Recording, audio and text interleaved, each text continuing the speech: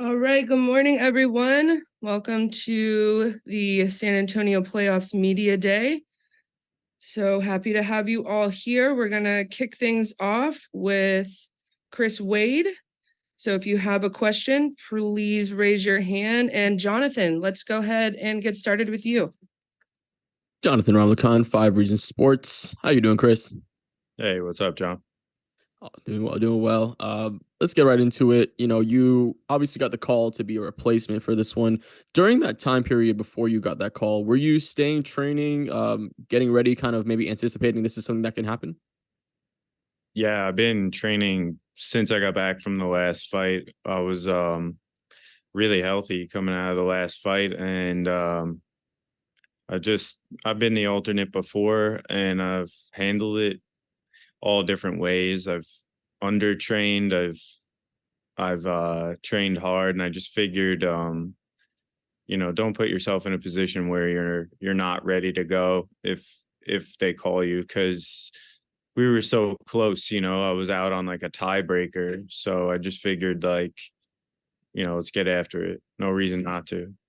Now, with that having to come in and stay ready, obviously you've been to the playoffs before, you faced adversity before. How is that adversity going to allow you to maybe push through and break through in this championship playoff series? Yeah, I mean, I think I could argue that all of my trials that I've been through in my whole career have led me to this point. I think that's why I'm here. I think this goes beyond just a little bit of like, oh, you're in. I think destiny and fate and hard work, it's all a weird intertwined thing, and I don't think that this is just coincidence. So I think it all plays, all of it. Getting the flowers for your hard work. I appreciate your time, man, and good luck in your fight. All right, thanks, John. Patrick. Hey, Chris, this is Patrick McCoy from Combat Sports UK. So, obviously, you're the fill-in for Mobley. And was there a sense of relief when you got the call that you would be the alternate after the way your season ended? As some would say, it was a heartbreaking end to the season. I mean, yeah, it feels right. It feels like I'm supposed to be in the playoffs, right? I mean, I have the same amount of points as the other guy. It's just like this sequence of tiebreakers that they use to decide who's the fourth person. I feel that it's tough regardless to be having 2 fights and then 4 people make the playoffs. So it just feels right, like I was saying in that first segment. And let's talk about the Braga matchup. He's coming off a very impressive win over the highly talented Marlon Moraes. Where do you see your advantages lying in this matchup? I mean, taking nothing away from Marlon. He's a legend of the sport, but he's not the same guy that he was that we watched in the UFC all those years and coming up. He was a different guy toward the end, and that's part of why he hung it up there at the end. Respect to him, but my experience comes almost. My advantage is almost everywhere in the cage. He's a very good technical striker, but he has a third of the professional fights that I have, a fraction of the experience on the ground or against a cage. So I think that the majority of the advantage lies with me. And if you were to win this match, obviously you'd be in the final. And a matchup I'm sure interests you would be the Bubba Jenkins trilogy bout. What do you think about that one? What do you think about his fight with Jesus Pinedo? I mean, man, listen, as much as they want that to be the case, I really don't give a shit about that guy. I don't think he's a good person. I think his ego's massive. And I don't respect that as a wrestler.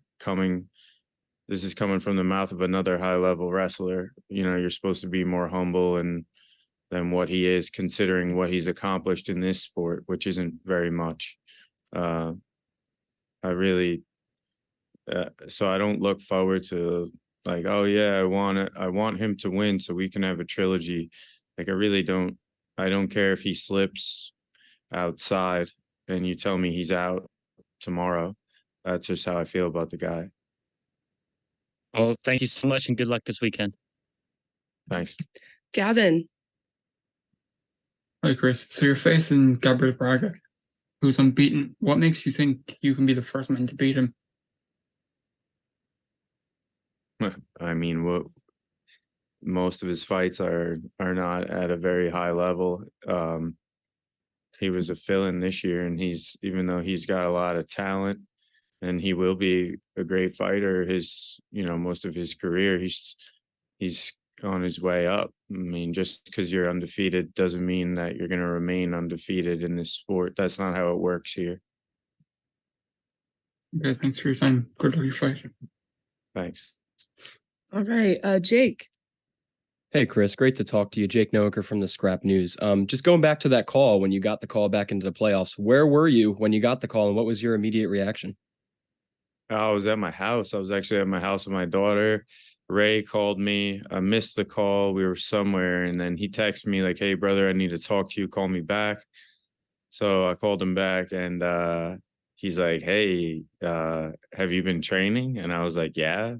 Because the last time he called me, he was asking me if I had a guy possibly to fight on one of the upcoming New York cards.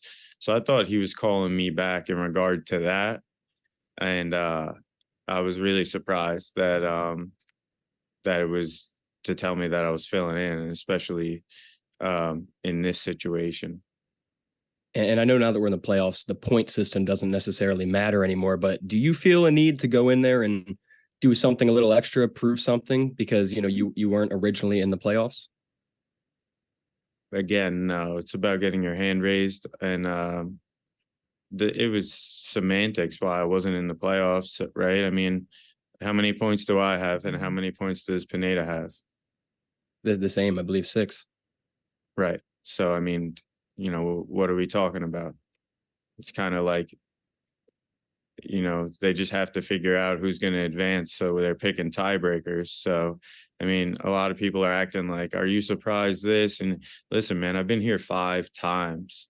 I've been knocking at the door. I've been in the finals. I've probably the first year should have taken the whole thing down with that whole Schultz situation. So I just feel like I've been putting the work in and it's my time, man. It's fate. And then last one for me, with how involved you are with your gym, Long Island MMA, and all the experience you just mentioned in MMA and PFL, how many more seasons do you think we can see you in the Smart Cage? I mean, listen, man, do I look like I'm my age? I feel like I don't. I feel like I don't look or function like I'm the age that I am. So I'm still a very competitive guy. I feel very youthful. I still have a spirit to fight. And I'm not in a mindset of like, I'm done with this. I'm done with this fighting thing. I still love to get in there and compete. So that as long as the PFL wants to have a savvy vet around and a guy that's always making runs at titles, then let's do it. Thanks so much, Chris. Thank you. Jay Christian. Good afternoon, Long Island Killer. Chris Gary. What's up? Focus Fights Audio, man. How are you, sir? Good. How are you? Hey, I'm doing all right, but still though, I got a couple of questions if that's okay. I know that you basically saying you don't want to fight Bubba Jenkins because I know that y'all got a historically bad feud against one another. Y'all just hate each other. But let's just say when it comes down to that upcoming fight, obviously it's the main event, Jenkins versus Pinedo. Let's just say if you end up facing Jesus Pinedo in the final, would that be a better fight for you than a fight against Jenkins? Oh, that's a good question. I mean, it's going to depend. Like, how does that fight shake out? That's going to kind of show because Pineda is a newer entity to the league. So his style is a little wild. He's got throws a lot of volume, and he's just a goer. So but he's got length and he's dangerous. So it's weird. It's hard to say stylistically, right? I mean, first time I fought Bubba, we have a similar style, but I shut him down every which way. Second time, he shut me down. So it really comes down to like, this is like every other sport. You know what I'm saying? Yep. You have teams that are tough matchups for each other, and they play in playoff series, and the series run deep sometimes, and each night's a different night. So we'll see how that fight shakes out. Understood. And I know that, as has been mentioned by a few of the assembled masses here, that it's hard to get into the PFL playoffs. I mean, you came in on probably one of the weirdest tiebreakers in the history of fight sports tournaments. But do you feel that with you coming in as a late notice replacement, you're going to probably have to turn the adrenaline up to 11 against Gabriel Alves Braga? No. I mean, I'm a veteran of the sport. I'm here to fight. I know how to fight, and I've been training a full camp. So I'm here. This isn't like your traditional replacement situation like you would see in the UFC, where a guy was sitting on the couch. I was in the gym every day, multiple times a day. I'm arguably, because we're getting into the groove of the season, I'm in a better spot than I was even in the first fight or the second fight, as far as my conditioning, where my mindset is at. I know I'm in a better place. So this is a dangerous position. I see it for the other guys. I see. I mean, other than that, I just hope that you do well. And, if it is against Bubba Jenkins in the finals, man, I can only hope that'll be epic. Well, either way, I just hope you continue to do well, Chris. It's been fun talking with you. Thank you so much. Appreciate you. No problem. All right, Dylan, and last question for Chris, please. Sure. So first one is, do you believe that your experience will be a determining factor in this upcoming fight? Absolutely. Yeah. Awesome. And sorry, I forgot to introduce myself with the last. I wanted to finish up with the last question there. But Dylan Napoleon, New England MMA. Sorry. What's it mean to you to represent Long Island and be called the Long Island Killer? Well, it means a lot to represent Long Island, just because I love where I'm from. I love that's where my family is. That's where a lot of my friends are. I just love our way of life, our people. So I'm very proud to be from there. With that being said, the nickname, I didn't make that nickname up. So that was kind of given to me here through the PFL, and it is what it is. But anything Long Island I love. So yeah, I'll take it. Awesome. Thank you, Chris. Thanks, All right, Mr. Wade, thank you so much. Appreciate your guys. time today. We'll just move you right next door. And we're all done.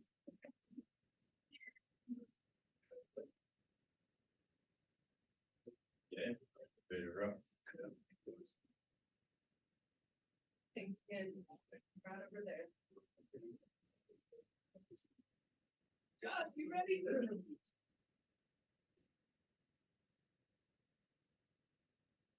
We are ready to go. All right, so they're just right over there. Awesome. All right, guys, we're bringing up Josh Silvera. Cool. Raise your hands if you have questions for Josh, please. Raise the roof. Raise your right hand. I'll tell anything and everything and the truth.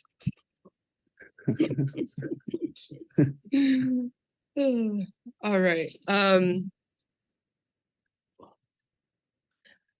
Okay, Gavin, start us off with Josh.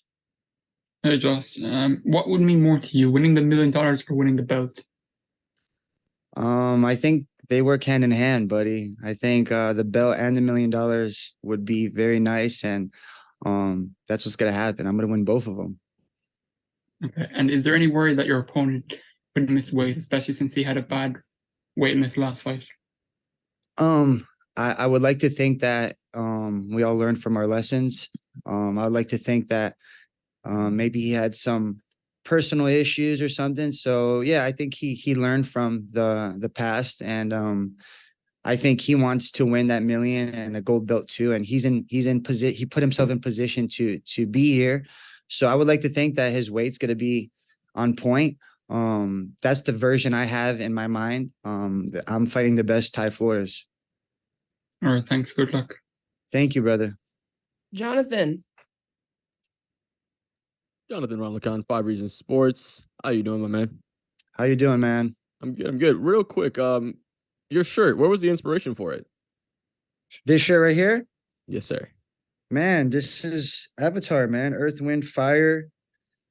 Um, I liked it when I was a kid. You know, I just I like it. Now, which bending would you say is most like your fight style in the cage? Like the shirt, right? Was bending. Correct. Which air bending, water bending, which one do you think is closest to your fight style? Man, I think it's a little combination of everything, you know. I bring a little fire, a little water, a little earth, a little air, but for sure the fire. Got that Avatar ticket coming, man. Appreciate you, my man, and good luck in your fight. Thank you, brother. I appreciate the shirt comment.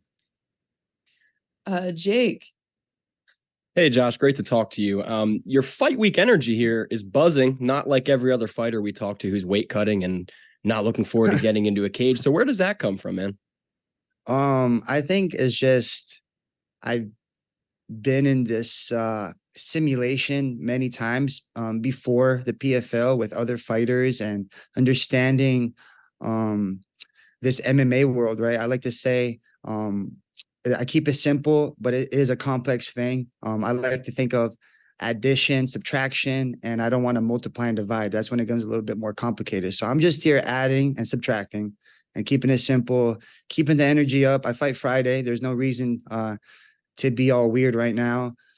That's not who I am. I've never been like that. This is my dream, man. So I love it. I'm enjoying everything. 8 first-round finishes in your career. Are you looking to slow that pace now that the points don't matter, or are you going to bring that firebending out? I'm not slowing anything down, you know. I let my opponent let me know when they don't want to be in there no more. And I go from there, but I'm always looking for a finish. That's my fighting style. I don't force it. That's just how I am. And, you know, August 4th, we'll see exactly what happens. And then last one from me. I'm not sure if you saw, but today the World MMA Awards or the nominees were released, and ATT was a nomination for the best gym of the year. So how does it feel to train at such a prestigious gym? American Top Team is the best gym, man. Hands down. The most takeaway that I get from it is that there's no such thing as false sense of confidence there.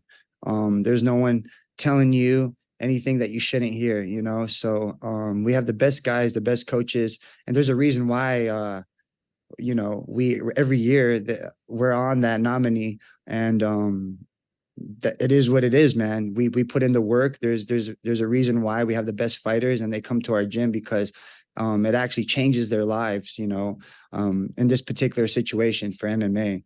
And I've seen it change other guys' lives outside of the MMA world. You know, we're a big family. We keep everything close. We're tight. And that's just with years and years of experience being around. Thanks, Josh. Thank you. Patrick.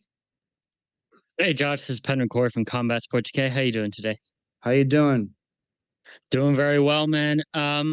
Something that I've noticed doing these media days for every one of your fights this season is your confidence and your swagger on fight week. Talk to me about where you get that confidence from, especially now going into the playoffs where a lot of fighters will maybe start to feel the pressure, maybe wilt a little bit. You know, I feel the pressure just like they do. You know, it's running through my head, just like they're thinking about it. But it's inevitable, man. It's gonna happen. You're gonna get locked in a cage, and you're gonna fight another man, and he's gonna try to take what you want, and you have to take what he wants. And as crazy as that sounds, that's what we signed up for. So I think when I sign these contracts, I understand what I'm doing when I sign them. And sometimes people don't realize what they sign till they get to fight week. And that's just not me. This is my life. Sometimes I think if this wasn't my life, I don't know what the hell I'd be doing. So I'm happy that I'm here. I'm happy that this is my moment. And man, let's get after it. It's fight week, right? This is the chapter of the most important chapter of my life. And after Pantoja's big win over Brandon Moreno, we saw him get a key to the gym. I'm wondering, do you think if you win here, you win the belt and you win the $1 million, ATT might give you a key to the gym? For sure. They better put my belt in some sort of in that little glass box, and I better get a photo up there or something. I do have a key to the gym though, but just to add more dramatic to your question. But yeah, no, I would hope that I make a big impact on the gym. And you know, I've been with ATT since the start, so this is a very honorable thing for me to be fighting with them on my back, them on my shorts. They're my team. ATT is my family, man. ATT for life, always for life, always for life. And last one from me, you know, if you win this fight, you're in the finale, and across from you in the bracket is a big fight between Marthin Hamlet and Impa Kasanganay. Who would you prefer to fight in the final? It would be a rematch with Hamlet or a new person in front of you? To be honest, and I'm not saying this in a mean way or anything, I really don't care who I fight. You know, I know Martin wants to get his rematch with me. I know Impa's a new guy, and he could change his life. At the end of the day, we're ready to fight Hamlet again or Impa. Does not matter. I think they have to figure that out. And they got to see which is the better guy that night. Love it, man. Good luck. Thank you, bro. Madi. Hey Josh, this is Madi from WizDoes Media Coverage. What's this is your up, second man? time in the PFL playoffs. I'm doing good, man. How are you doing? Great. Thanks for asking. This is your second time in the PFL playoffs. What improvements would you say you've made to your game over the past year?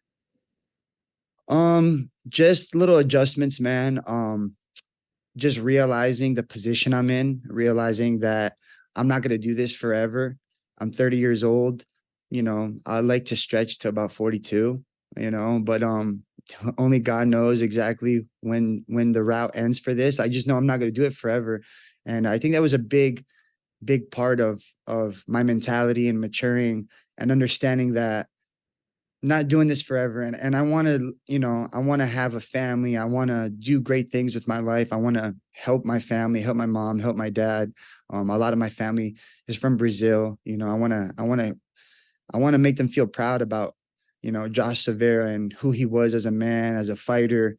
And I think this is the beginning chapters of that process that I want to go through, you know. And that loss might have been the biggest benefit of my life. And, you know, it's crazy how life works like that. But yeah, man, it definitely made me think of things differently. Obviously, I didn't go crazy and shave my head and start listening to rock music or something like that.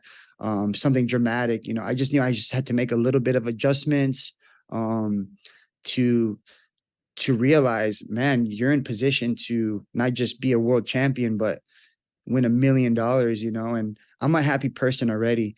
Just $1 million would be make me a little bit more happier. So yeah, man, just this is the opportunity that I'm in, you know. This is a lifetime opportunity. Absolutely. And you touched a little bit about helping out your parents and the $1 million. Speaking of the $1 million, what would be the first thing you'd buy with the $1 million if and when you win that tournament? I think the first thing I'm going to buy is a piece of property or help my mother pay off her condo she has. but it's going to be something towards a home, something towards a property, something where we could be comfortable as a family. For myself too, I have great parents and I have great friends and family where I've always been bouncing around everywhere. Everyone's that's been around me, they believe in me. It's just giving back to them, man. It's hard to deal with a fighter, you know. We're fighters. We're hard to deal with. You know, we get selfish at times. So I think it's important just to give back and have them appreciate my success too. And last but not least, we talked about this last media event, but not a Mystic Mac prediction, but can we get a Mystic Kania prediction for this matchup? A Mystic what? Kania? The Mystic Konia prediction. Oh, your Konia. nickname. Oh, Yeah. the predict Konia. You got to throw the accent in there, man. Konia. I got you. Konia, man. Konia's gonna look for the finish, but we're just gonna do what we always do, man. Obviously my fights end fast, but I'm always ready for that 15-minute war. I'm ready to go swim to the deep end or ready to walk through the fire, however you want to see it. And let's see who could withstand the pressure, withstand the heat, who could stay down there in the water, you know. And I think the finish is coming, man. I think Ty has a hard time dealing with technical people. I think when it comes to a brawl or something like that, that's where he shines because he's tough. But we're not going to do that. You know, my IQ is on point. I feel great. And I think we're going to get a finish here, man. If not late in the first, probably early in the second. I just got to see where he's at. Thank you so much, Josh, and good luck. Thank you. Dylan. Hey, Josh, Dylan Napoleon with New England MMA. Speaking of ATT, how is the camp and who have you been working with to give you similar looks as Ty's? So for PFL specifically season, we try to keep the camp simple. Obviously, the goal is to fight healthy, the best shape that we can be in without being hurt. Obviously, my father, Conan Silvera, he runs my camp. There's things that sometimes I don't feel like doing or things that I don't think I should do, but he knows, he's been here before. So I let my dad take over 150%. Now breaking down like to the partners and stuff, there is this regional guy. He's had like 2 or 3 pro fights. His name's Lucas Cortez. Big shout out to him. Lucas has been helping me day in and day out. He has basically been part of my camp for a long time now, and he's a great kid. Watch out for him in the uprising scene in the regional market. But yeah, it's been me, Lucas Cortez. I've been working with Austin Vanford a little bit, Dalton Rasta, and a couple of other heavier guys. But we just kept it simple, man. It's just about getting here on fight night, healthy, fight week, staying healthy, keeping my mind cleared, keeping my body feel good, and limiting the injuries. Because you always come here with a couple bings and cuts and whatever, you know. So just staying healthy, man. All right. Oh, go ahead, Dylan. Did you have a follow-up? No, that's it. Okay, thanks, Dylan. Jay Christian, last question, please. Konita, how are you, sir? How you doing? I like that. I'm doing all right. I mean, I'm sure Andy Shepard should announce you as such, right?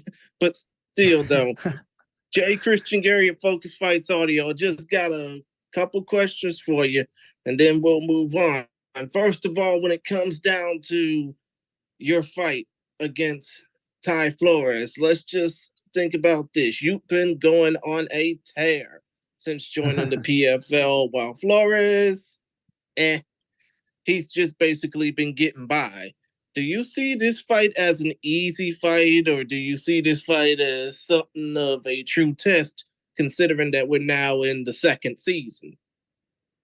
Man, this is not an easy fight. This is a test against myself. It's always me versus myself in there. I respect Flores. I'm not going to take him lightly. he's been slipping through the cracks here and there. Crazy season. But I don't take, that's the past.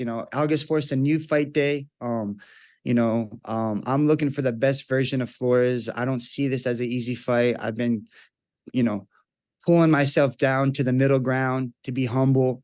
And that's how I am. I'm gonna treat him like I treat everyone else. I'm gonna treat him accordingly. This is just a fight game, man. For me to think this is an easy fight, for me to think, he doesn't make weight, he's lazy or whatever. This is what's people been telling me. Of course I listen, but I'm not treating it like that. I take Flores just as serious as anyone else. I've been here before. I've lost here before. I don't want to lose again. So you're gonna see the best version of myself, and if Flores comes the best version of himself, so be it. I'm ready for this. And if he doesn't, that sucks for him, man. That sucks for him. I see. Second question I want to ask is, considering we all remember your father, Marcos Conan de Silveira, as the guy who lost to Sakuraba twice 26 years ago, do you feel, and I hate to basically push ahead, do you feel that if you win this tournament, it would be something like finishing the story? Maybe from the beginning. To be honest, my dad beat Sakuraba and they had to make him fight again. If you really want to start from the beginning, UFC Japan 1, sketchy things happen. But no, I think that's the story from the past. I think MMA was still trying to figure out what they're doing with the growth of the sport. This is a new story, man. This is a story where years of experience is on my back, and of course, this means a lot to my family, a lot to my father. But this is a whole new chapter for us. You know what I mean? Whatever happened in the past, it is what it is. My father did what he can for us, and as a fighter back then, it was a new sport. It was new to the world. So at the end of the day, this is a whole new chapter for us, and 150%, this would mean everything for us. And we're not done yet here. This is not the end of the story. This is just a beautiful chapter being written. Right. Of course. I mean, how could I forget? You and your father are very different people.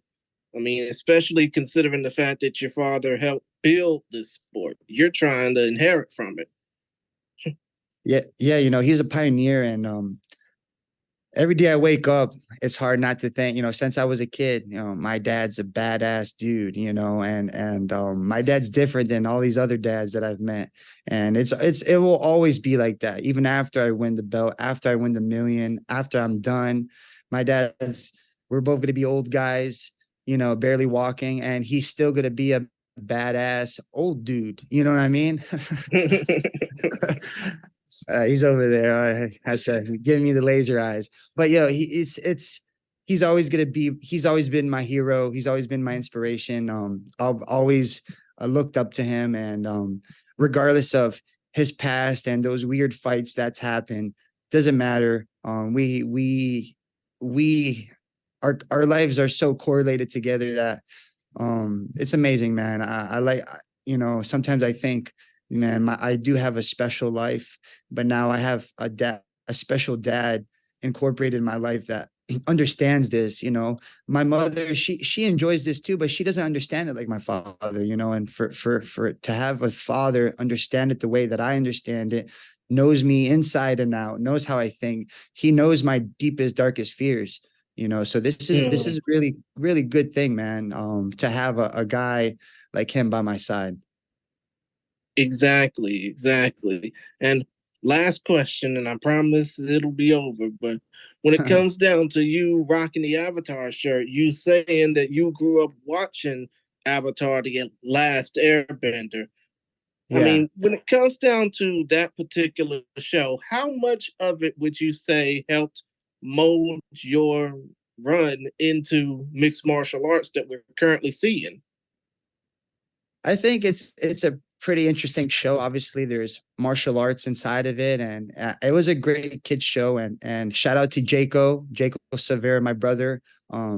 This was when we had to divide TV time back in the day, and that was really his show, you know. And it wasn't fair all the time, but it was fair. We had to divide the TV time. So instead of wandering off, I would sit down and watch that show, and I actually got involved with it.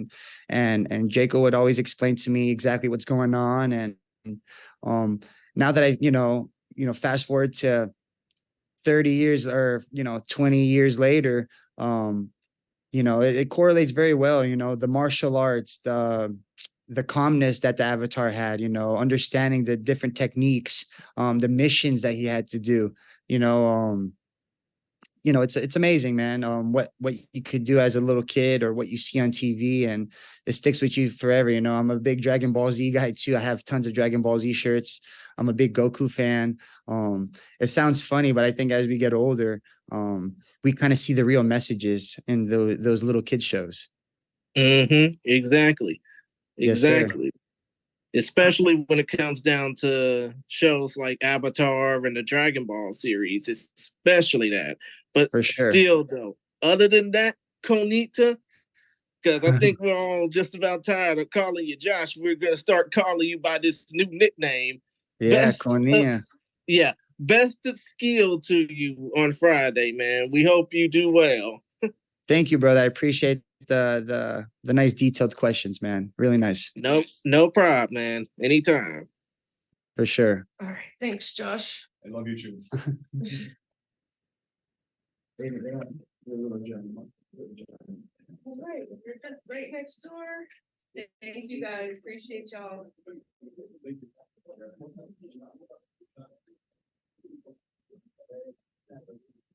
How are you? Awesome. Right in there. Good. How are you? What's up? Good. Good. Yeah, good. How are you?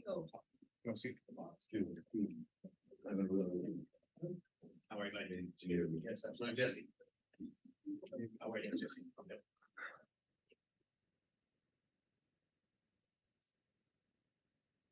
All right, guys. We have Braga here. Jonathan, kick us off. Jonathan Ramlakan, 5 Reasons Sports. Gabriel, we talked to Chris earlier, and he said, although you're undefeated, he feels like some of those opponents thus far haven't been up to his caliber. How do you feel like maybe Chris is overlooking you a little bit? And how do you feel like maybe this is part of the toughest part of your challenge of your career? Conversou com o Chris Wade hoje mais cedo. Ele reconhece que, por mais que você seja invicto, ele não acha que os seus oponentes anteriores foram do mesmo nível que ele. O que você responde a isso? O que você acha dessa colocação dele? Cara, eu treino para chegar no nível de todos os meus oponentes. Com ele não vai ser diferente. Na sexta-feira eu vou provar que eu treinei e vou estar melhor que ele. I train and I'm ready to compete at the level of every single one of my opponents. Friday night is going to be no different, and I'll make sure to showcase it then. Awesome. Thank you, Gabriel. Good luck, and thank you, Eduardo, for the translation. Jake. So, as experienced as Chris Wade is, one of the most experienced men on the roster, what are you going to bring to the table that he's never seen before? O que você antecipa trazer aí no seu jogo para surpreender o Chris Wade, um cara muito experiente, aí, um dos pesos pena mais experientes aí do plantel da PFL esse ano? Cara, ali em cima é um jogo, então vence quem acerta mais. Eu já estudei bastante o jogo dele, e eu acredito que eu vá acertar mais que ele nas brechas que ele deixar para mim. It's nothing but a game up there, and the one who wins is the one that lands the most. I've looked at his game plan for previous fights, at his strong suits, and I'm a firm believer that I'll be landing more than I'll be taking Friday night. And what was your immediate reaction when you found out your original opponent was going to be replaced? Qual foi a sua reação quando você descobriu a mudança do oponente? Cara, eu fico feliz sempre. Quando eu ganho uma oportunidade dessa, não tem como não estar feliz, independente do meu oponente. Eu vou chegar lá e vou sair com mais uma vitória. Oh, I'm always happy when I get a fight related call. I'm not too worried about the opponent. I just know that I'll come out there and I'll have my hand raised by the end of the fight. And then last one for me. This will be your fourth fight in 6 months. Are you enjoying the frequent pace? Última pergunta dele. Essa vai ser a sua quarta luta em 6 meses. Você tá gostando desse ritmo? Cara, eu amo isso, cara. Eu amo o meu trabalho, eu amo minha profissão, amo o que eu faço aqui todos os dias e estou pronto para fazer as 5 lutas no ano. This is what I live for. I love my job. I love what I do, and I'm ready to fight 5 times in a year. Thank you, guys. Best of luck. Patrick. Hey man, this is Penman Corey from Combat Sports UK. Last time out, you took on a legend in the sport, a highly respected fighter in Marlon Moraes. What did you take away from your win over him? And yeah, just what do you take away from that? O que você extrai da sua última luta contra uma referência aí do esporte, Marlon Moraes? Ah, cara, de toda a luta eu consegui extrair alguma coisa boa, entendeu? Eu arquivo isso pro meu jogo e tento evoluir bastante. Eu vivo numa evolução constante todos os dias e tô provando lá em cima pro mundo. I look forward to extract the same from it in terms of learnings from every fight. Feel like I'm developing after every win, and I look forward to showcasing that on Friday. And talk to me about the Chris Wade matchup. What do you think about him as a fighter? And what did you think of his last performance? O que você acha do Chris Wade como lutador e o que você achou da última performance dele? Cara, o Chris Wade é um cara muito duro, entendeu? Ele também treina muito para correr atrás desse prêmio e eu vejo muitas brechas no jogo dele e é onde eu vou golpear e vou acertar para sair com a minha vitória. He's a tough and durable opponent. He's worked hard. That said, I've noticed a lot of gaps in his game plan, and I've worked hard to be able to capitalize on those. Thank you and good luck. Okay, Christian. Gabriel, boa tarde. How are you? Boa tarde, irmão. Tudo bem, e você? Cool. Jay Christian Gary of Focus Fights Audio just got a couple of questions for you that I hope Eduardo will help lessen down. But when it comes down to this fight against Chris Wade, have you studied any tape on him? Assistiu fita no oponente, no Chris Wade?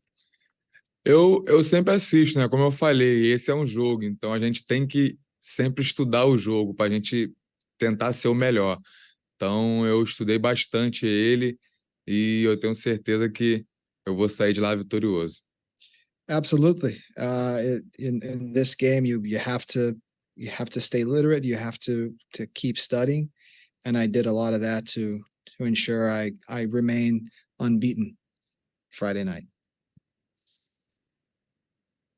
Okay, Bill. Secondly, when it comes down to this, you're undefeated in the PFL.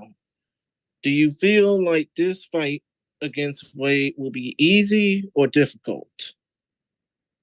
Você sente que essa vai ser uma luta difícil ou fácil? Eu treino sempre para enfrentar o melhor. Então, as coisas que acontecem lá em cima é consequência do trabalho que eu faço. Então, não subestimo nenhum oponente meu, mas estou pronto para todos. I don't underestimate a single one of my opponents, but I'm ready for all of them. That's why I train very hard. I see. And last question from me.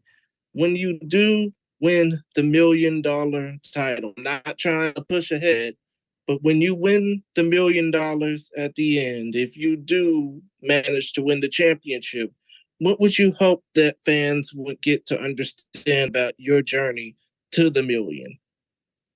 O que você espera passar para os fãs como campeão aqui da PFL sobre a sua jornada? Eu espero sempre ser uma inspiração para as pessoas que estão começando e vindo da onde eu vim e dizer que tudo é possível, basta a gente querer.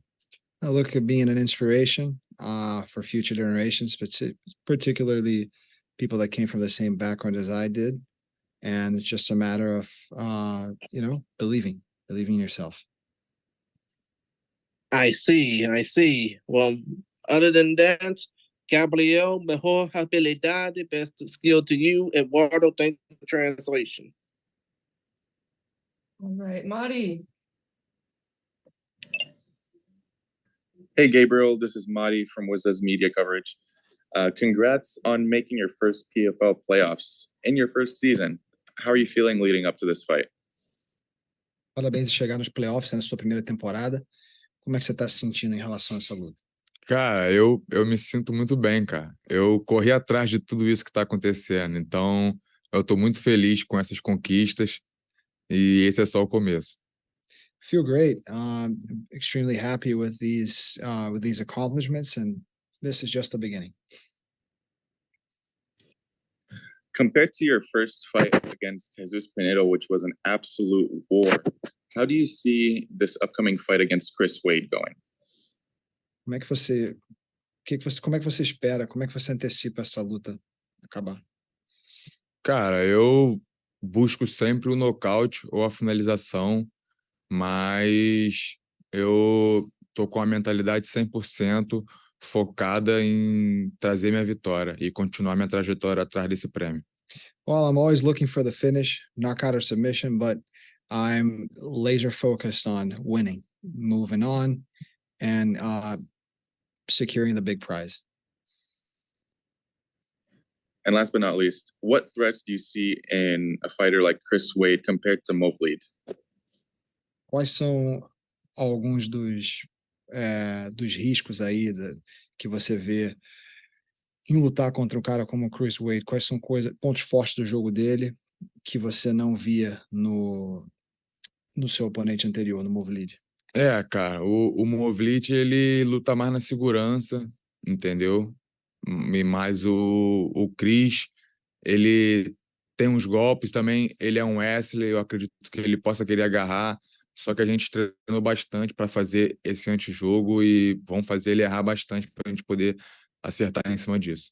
Well, Movlid is a high-level wrestler, but I feel like Chris Wade exposes himself more and is a little bit more dynamic, and that's a strategy we've worked on to ensure that we come out of there victorious.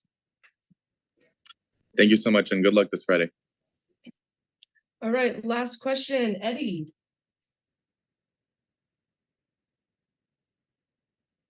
Eddie, are you with us? There you go. I'm here. Sorry about that. Good morning, Gabriel. My name is Eddie Law from K-Side Press. You've said before that you feel like you improve more emotionally than you have technically. How important is it going to be that you're centered emotionally against a guy like Chris Wade? Repeat the question. I'm sorry. Oh, okay. Gabriel, you said before that you've improved more emotionally than you have technically. How important is that going to be in your fight against Chris Wade? Você falou anteriormente que você sentiu melhoras maiores na parte emocional do que técnicas até na sua parte. Quão importante você sente que isso vai ser numa luta contra o Chris Wade? Cara, a luta, ela fica melhor quando a gente está muito bem preparado, entendeu? Mentalmente e fisicamente. Eu acredito que eu estou 100% mentalmente e fisicamente para essa luta. Então, vou chegar lá e mostrar todo o trabalho que eu fiz nesse camp. Well, at this fight, I feel like I'm extremely well prepared, both physically and emotionally, and I look forward to showcasing that. Okay, and last one for me is having an undefeated record, like put extra pressure on you coming into this one? Tendo cartel invicto, você se sente ainda mais pressionado?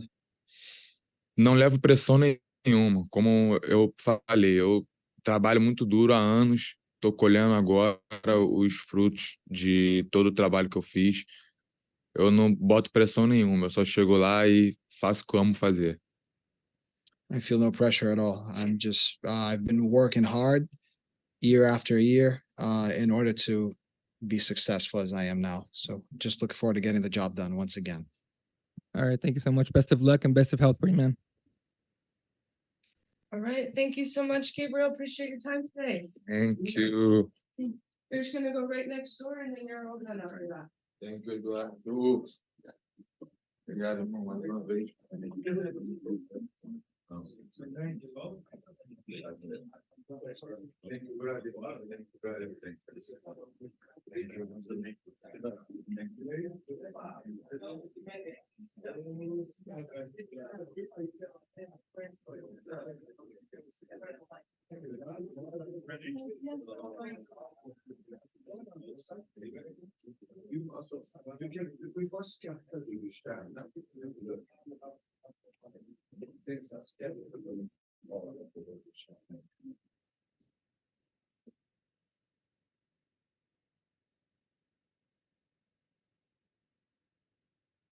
All right, guys. Mr. Hamlet here. Jonathan, kick us off. Jonathan Ramlicon, 5 Reasons Sport. Marthin, you've been through the PFL a couple of seasons now. This was your best season thus far. How do you feel those experiences in the past couple of seasons allowed you to be your best this season? I feel like the two couple seasons have made the fighter I am today. So this season, you really see a confident and calm fighter. And when I have found my home and I feel relaxed in the organization, I believe I'm the most dangerous man. Now, I spoke to Impa, and he said he potentially feels he has a speed advantage coming into the matchup. Where do you feel like maybe your advantage lies going into the next fight? He has speed, but I tell you, I got speed too. So I am a very explosive fighter, and you will definitely see that on Friday. Awesome. Thank you, my man, and good luck. Thank you. Patrick. Hey, Martin, this is Pedro McCoy from Combat Sports UK. So, when we talk about this matchup, I know you've been talking about the Silvera matchup for a long time. We'll get onto that in a minute, but talk to me about the Impa Kasanganay matchup. Where do you see your advantage lying in this one? I'm a bigger fighter. He got a little bit of speed. I got two, but I see myself like I just see myself better in every situation. He's a puncher, but he punches into the wrestling, and he going to feel like very small in that kind of situation with me. And how do you see this fight going? What's your prediction for it? My prediction for this fight is that I end him in the first round. And the Silvera matchup, you know, it happened a while ago, and you've been wanting the rematch ever since. And now, if he wins here, you could get it, and higher stakes. It's for all the marbles per se.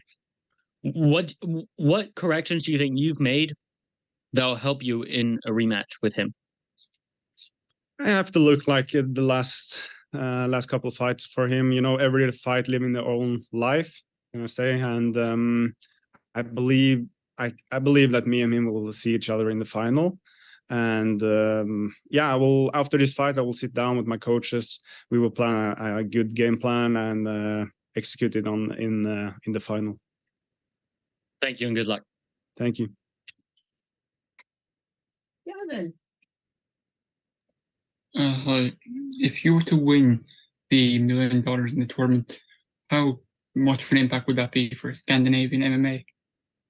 It's a huge thing for Scandinavian MMA, but we got Sadibus here last year. He showed the way, it showed it's possible. I've been close to, so I feel like, yeah, I can be the big thing and show the fighters coming up, and yeah, especially in Norway to be the first one that wins a huge belt in a huge organization. Okay, thanks. Good luck. Thank you. Jay Christian. Dark Horse, how are you, sir? Good afternoon. Thank you. You're welcome. Jay Christian Gary at Focus Fights Audio. I mean, I know that you're saying that you're going to beat up on Impa Kasanganay, but when it comes down to this particular fight, do you know anything about him? I mean, have you studied any tape on him? Yeah, I have been studying him very closely and been watching him for a long time. And I'm excited for this matchup too. I am, and but I don't think he have tested himself against a really good light heavyweight, and especially style with his style and my style. I think it's a very good fight for me. I see. I see. When it comes down to the other fight that's on the other side of the light heavyweight bracket, Konita Josh Silveira versus Thai Big Medicine Flores. Which fight do you think would basically be the more imposing fight, Flores or Konita Silveira? I think it's I like Ty Flores. He's a good guy and very friendly, but I think it's an easy fight for Joshua this weekend. I see. And I mean, considering the fact that your roots are basically embedded in the Nordic MMA scene, the Scandinavian MMA scene, the European MMA scene, if you do win the $1 million, how much do you think would go toward building up the scene in that part of the world? How much do you think would be, what am I trying to ask? What do you hope that fans from outside of the Nordic and Scandinavian scenes would get to understand of your journey to that $1 million? A lot of people just seeing short clips of the journey, but the journey have been riding for 25 years, and now it's like I'm feeling I'm getting into my prime, and like this season you see a calm fighter, and I believe when I win this year, it will inspire a lot. I hope it will inspire a lot young fighters to come and to see also that they can find a home if they make good result and stay dedicated, and especially like a organization like PFL, you have to stay dedicated not for like one fight or two fights. It's a whole season, and people don't get it. It's very different to stay so good during a so long time. Would you basically say that this season kind of rivals the hockey season, since that's a pretty popular sport in Norway as well? Yeah, it is, because I have been trying to like maximum my performance every time in the last couple seasons, and I feel like I'm a little burnout midway in the season. But this year I felt like I've been 90% all the time, and I'm not burnt out. I'm just not like, I'm not the best shape of my life, but I'm not the worst shape of my life. So I'm in the season, like a season shape, and then we can have a little bit time off after the semifinal, and then we can build a maximum performance in the final and be top shape. Understood. Well, other than that, Dark Horse, best of skill to you on Friday. We hope you do well. Thank you. Dylan. Hey, Martin. Dylan Napoleon with New England MMA. Were there any adjustments or changes that you made before this 3-fight win streak, or do you credit just the training and the hard work? I think I changed a lot of my trainings. So I'm listening more to my body, and I have brought all my trainings back home. So I'm training in a little bit, in a little gym. And I have not many sparring partners, but I bring relevant and good sparring partner every week, a new one. I believe that plays a big role in the whole situation. But I feel maybe the experience from the couple 2 other seasons, the other years, not just for hard work for 1 or 2 years. It's been a very long time period with hard work, and finally, you can see it on my performance.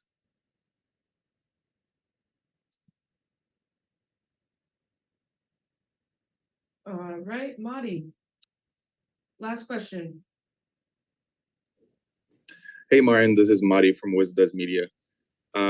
We spoke a little bit last time about how big it would be for Norwegian MMA to have a fighter representing them in the playoffs.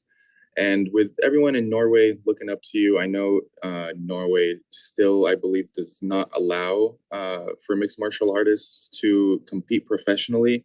How big is this for Norway as a country, and with everyone looking up to you? Does that add any sort of pressure in the situation?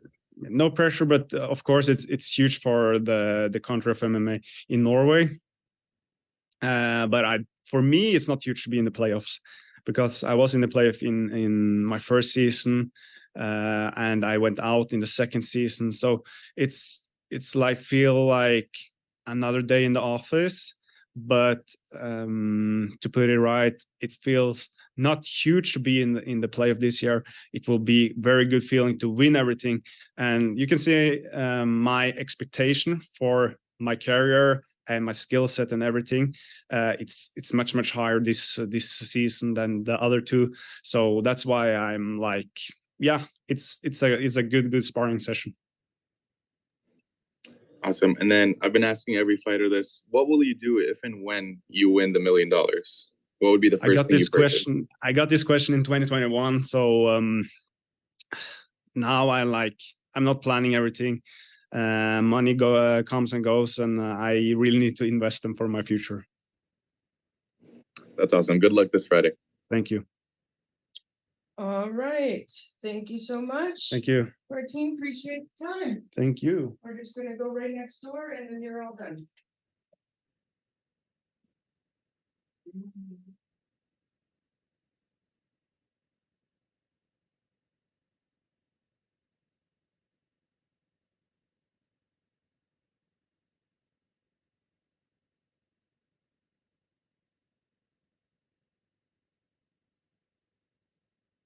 In the PFL now that you see.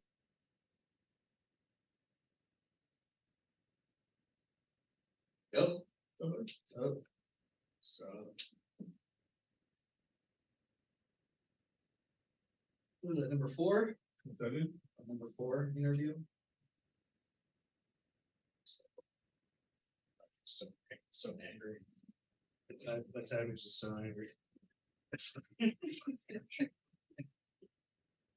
Give herself shit. I'm surprised she takes this out. Yeah, Ty and Bubba Jesus.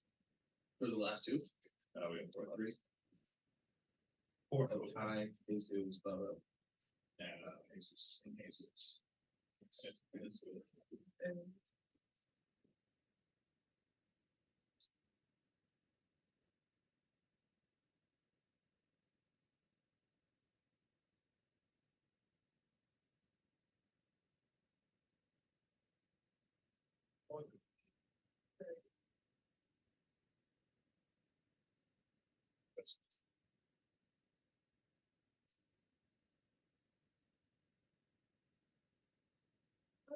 Right now, but I'm thinking because Jesus has that stupid medical that maybe I asked.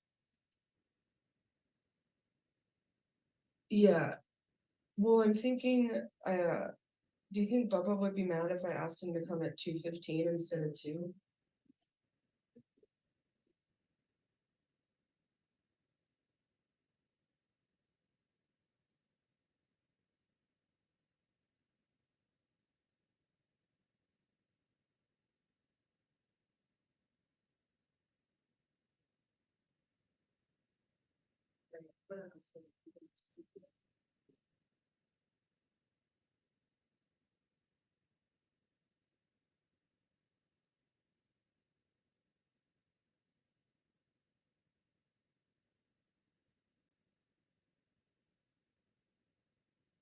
Sorry, guys, we're just waiting on Ty. He ran to the restroom. He should be back any second.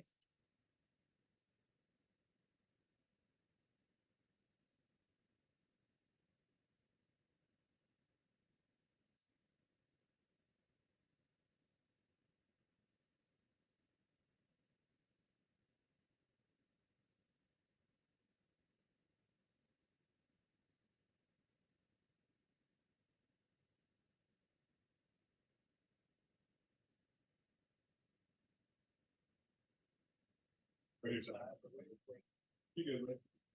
good, Okay. No, you guys were. You know that. Good, man. How are you? How you doing? So you can just sit right there. All right, y'all, we have Ty in the building.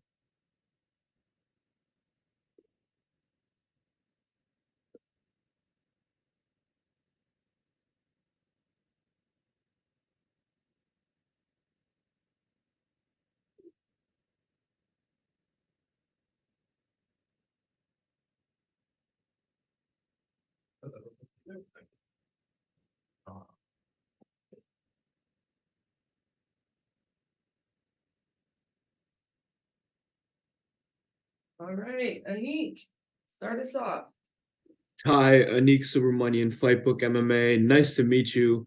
I wanted to ask a question related to your previous career. As a fellow finance worker myself, I was wondering, after your fight career, would you plan on returning into finance, or would you like to spend more time in the gym and any coaching? Neither. Absolutely not. Definitely not getting back into finance. No, dude, coaching's one of those things where it's like, dude, like you almost have to be more dedicated in a way than you do for fighting. Like I don't envy my coaches at all. Like they've got like a solid group of 8 to 10 guys that like they really have to like, are they doing the right stuff in the gym, outside the gym, all of that? And they've got their families. Then it's like, I don't want to be broke. So you probably have to have a business of some sort, like running a gym or whatever. So no, I just don't think I have like I don't think I have the focus, and I mean, maybe, but that's not my intention right now, so I doubt it. But if I ever wanted to stay involved with fighting when I'm done, I could definitely see me getting into either judging or refereeing, like especially judging. That seems like something that we're severely lacking, and it seems like every card there's some bullshit decision. So maybe something like that, but not full time, no, and definitely not finance. I'd fuck that. I appreciate the honesty. One more from me, more about the present. How is this fight camp, and is there anything specifically you focused on in punching your ticket to the finals? I know every fighter says it was like their best camp. Actually, I don't think I've ever said that. Last fight camp was probably my worst camp, if I'm being honest. But this camp truly was probably the best camp I've ever had. It was great. I mean, I had a week off, and then like that Monday, I was right back on. My coach was on my ass. Diet, nutrition's been good. The training's been good, everything. So it's honestly been the best fight camp I've had. So fight camp's been awesome. And it's just been focusing on the things I need to do. Not any kind of huge changes, no big leaps or bounds. So it's been good. Awesome, Ty. Thank you so much, and best of luck. Thank you. Hey. Sorry. Hey Ty, how you doing? Good, man. How are you?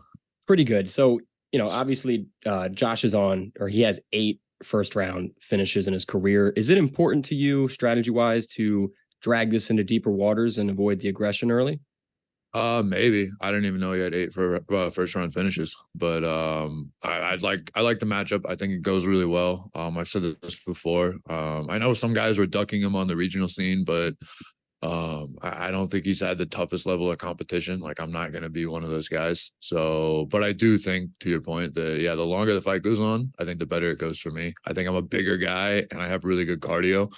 He's going to be the smaller guy. I think he has good cardio, but it's just one of those things where I think it's going to weigh on him more as the fight goes on. And then something I've seen you touch on before that I'd love if you would elaborate a little bit. This frequent pace, this schedule of fighting, is this something you ever envisioned, fighting as often as you're fighting? And do you find this format, the PFL format, taxing at all? I love it, man. To be honest, like after my last fight on the regional scene, like I had a couple different options with bigger promotions and maybe contender series again that seemed like a lock. But I chose PFL. I mean, there were a few reasons, but one of them was like I just wanted to stay active, man. Like I had a 9 last year I had 9 months in between fights and I hated that. So it's like on one hand, it like sucks because like my whole summer was pretty much just gone where like I couldn't go out like camping, hiking, hunting, any of that stuff, fishing. But also it's like I do love it. You know what I mean? Like it's just like every week, every day there's something to do. Like I always tell people this. It's like the days are really long, but the weeks go really fast. So it is something like it's nice to have something to work forward to. So I enjoy it. You know, we're not going to be able to fight forever. So having this is my 5th fight in 8 months. It's been an experience. I don't know if I want to do it every year, but. And then last one for me, being that you train at Team Elevation, what was your reaction for the BMF belt? Justin Gaethje knocking out Poirier. Oh my God, how awesome was that? Crazy. We went crazy. Everybody, I had the fights over at my house, and everybody just went absolutely nuts because we all trained with him too. He never throws head kicks. Like, what the hell was that? Like, that was out of nowhere. But man, what a crazy night. What an awesome guy too. Like, for that to happen to.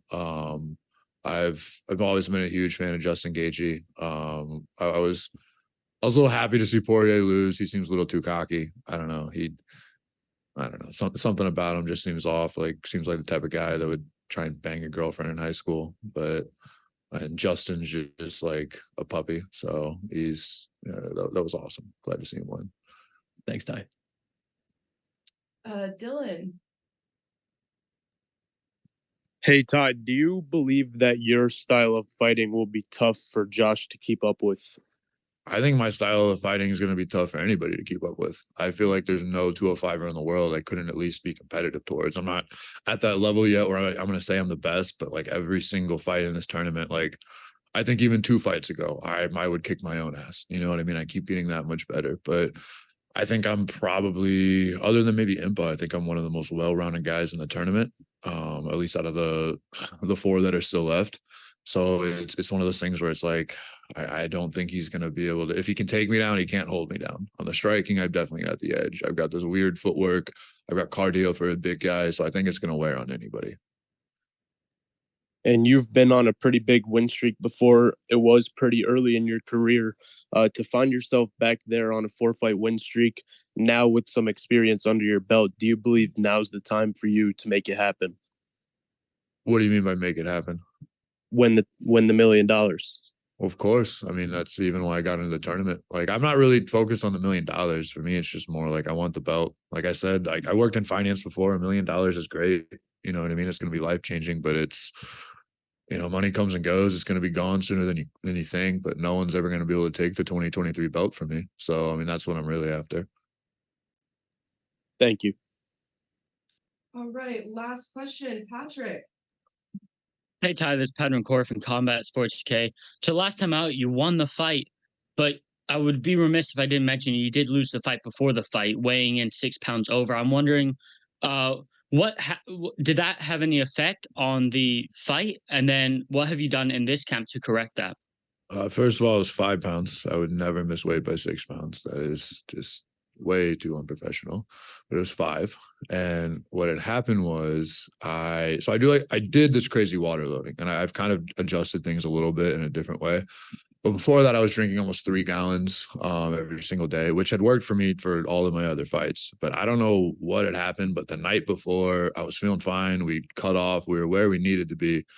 And I just started throwing up, like not like projectile vomiting, throwing up. I almost actually vomited on one of my corners. And then I got back in the sauna that night.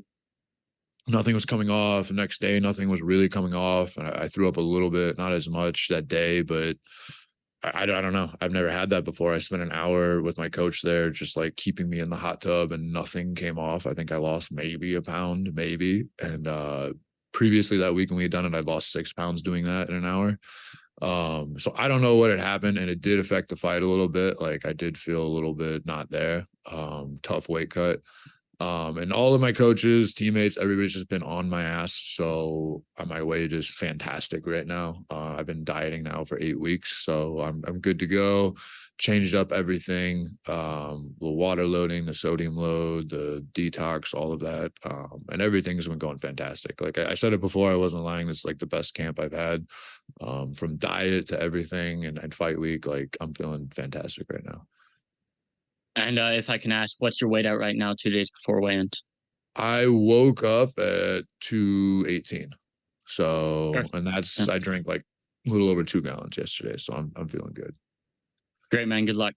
Thank you. All right, Ty, thank you so much for your time today. Appreciate you. Thank you. We're just going to go right next door, and then you're all done.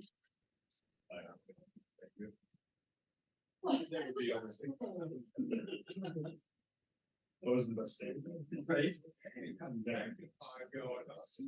Yeah, that's just too.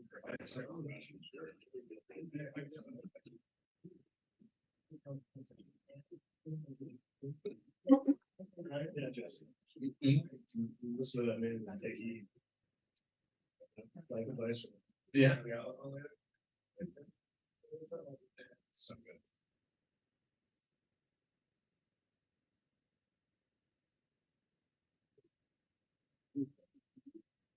good. So good.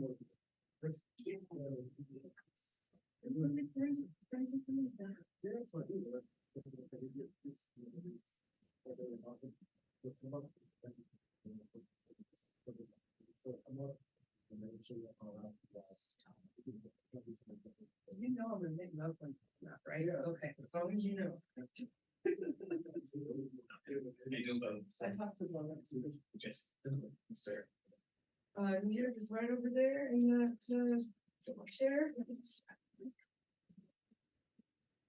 All right, guys, we got Impa here. Who am I talking to today? So please raise your hand if you have questions for Impa. Scoot back, you said? Scoot up. Oh, scoot up. Sorry. A lot of hats. A lot of hat. Yeah, you're gonna have to zoom out a little. Make sure you get the whole thing. Beautiful. I appreciate you. Thanks, guys. All right, guys. Anik, please start us off. Impa, Anik Subramanian, Fightbook MMA. First of all, best dressed. Do you have any sponsors you want to shout out? Oh man, thank you so much. No sponsors yet, but hey, Stetson, Tecovas, anybody wants to work with me, I'm all ready to go. But no sponsors yet. Thank you so much. That's next, I'm sure. I was wondering, your teammate Delano Taylor last year, he made the finals off of the Challenger Series. Did you take Yes, any sir. inspiration from him? And Oh, if for so, that's a lot of fights in 1 year. Did you take any lessons from his run? And if so, what were they? Yeah, well, Delano's right here next to me, and he's one of my best friends, and it's cool to be in a part of it. He handled it so well, very professionally. And it's, I mean, Delano is just a great inspiration because he didn't even know he was fighting. He was doing the alternate all season, but he came to fight and he showed up, and it really just taught me, like, you don't have to feel like fighting. You don't have to know when you're fighting. When you keep training, you keep, you stay in the gym, that you're prepared, man. We have some of the best guys in the world. It doesn't really matter who you fight, what style, that it's all going to work out. And man, that even before that trip, the challenges he had before going into, like, being in the background of it, seeing him get ready for that fight, and I don't know if maybe it's like his furthest fight internationally. I know he fought in the Dominican Republic before that, but then going all the way to Europe and figuring that out, cutting weight out there in a new country, like, he handled it so well. So I definitely draw inspiration and take some lessons from it. And being here in the United States, it's really, really helped me. Awesome. One more for me. I know you train at Kill Cliff FC. I've seen pictures of Gilbert Burns and you and Delano together. I was wondering who else you train with and who are your main training partners, because you've been jumping from 170 to 205 to 185. I'm wondering, like, which people do you train with the most? Oh, shoot. Well, Delano I train with the most, and then Gregory Rodriguez, Aaron Jeffrey comes out from Canada here and there. Any guys who come in, it never really mattered what weight class I was still going with the big boys when I could. Victor, Linton Vassell, Jason Jackson. Man, those are my main training partners that rotate through. Phil Hawes, when he was there at the gym, he's been traveling a little bit. Brendan Allen here and there when he's in town. So some excellent training partners, and I'm grateful. Awesome. Best of luck and excited to see you fight. Thank you. God bless. Gavin.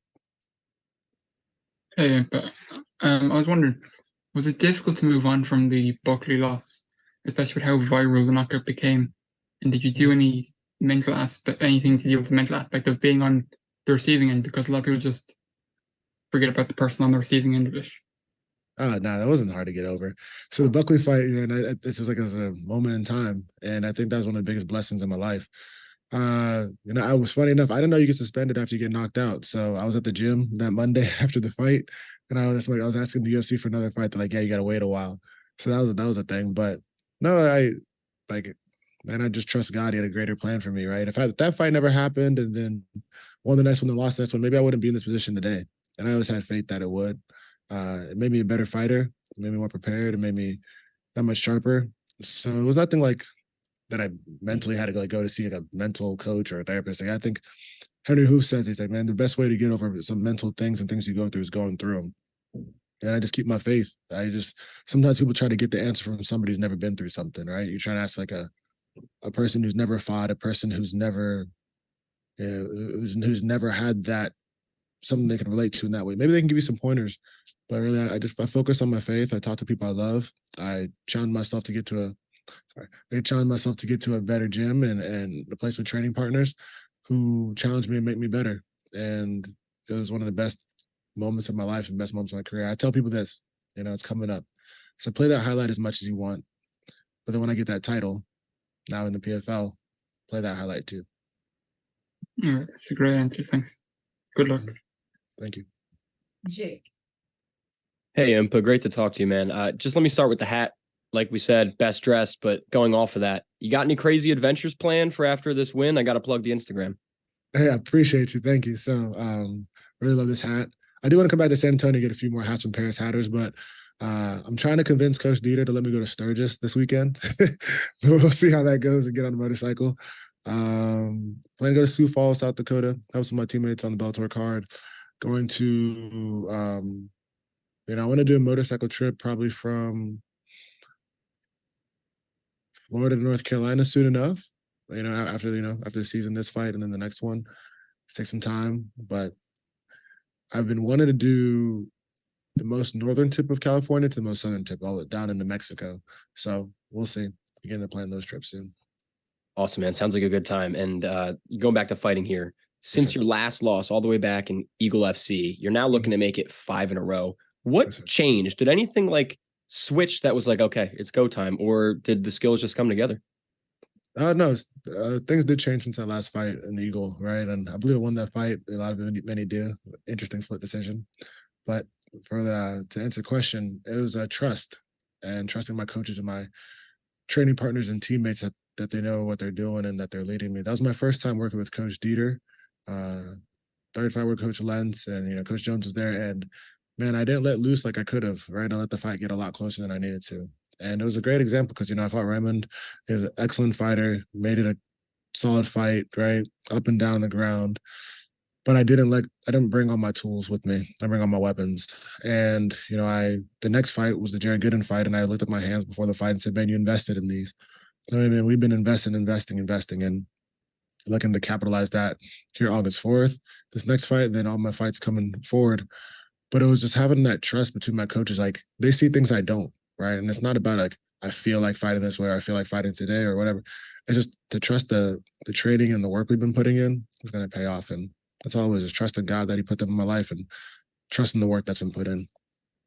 And then last one for me, Anik briefly touched on Killcliff. And then I saw today for the World MMA Awards, Killcliff is nominated for Best Gym of the Year. So give me your pitch, man. Why is Killcliff the best gym of the year?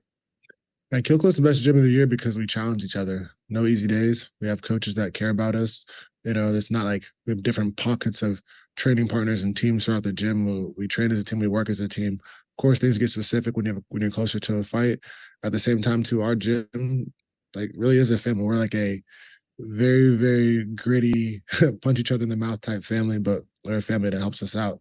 I met some of my best friends there, and that's what I think gives us so much success. Coaches demand the best of us, and if you want honest, real work, you come here. Thank you, Impa. Can't wait. Thank you. Jonathan Ronlacon, 5 Region Sports. How you doing, Impa? Hello, how are you? I'm good. I'm Doing well, good. So we got some mythical fighters in MMA. Last weekend, we saw six-pack Derek Lewis. Now we got the Congolese cowboy here. What should we expect from your mythical fighter fight this week or this Friday? The Congolese cow, you should expect the most dominant, most lethal fight you've ever seen me have. Dominant from start to finish, pushing the pace that I've more than I ever pushed before. Sharper, cleaner, and gonna go claim this victory. Appreciate you, my man. Good luck, and thanks for talking to you. Thank you. Patrick. Hey, I'm this is Pedro McCoy from Combat Sports UK. How you doing today? I'm doing well, thank you. Thanks for having me.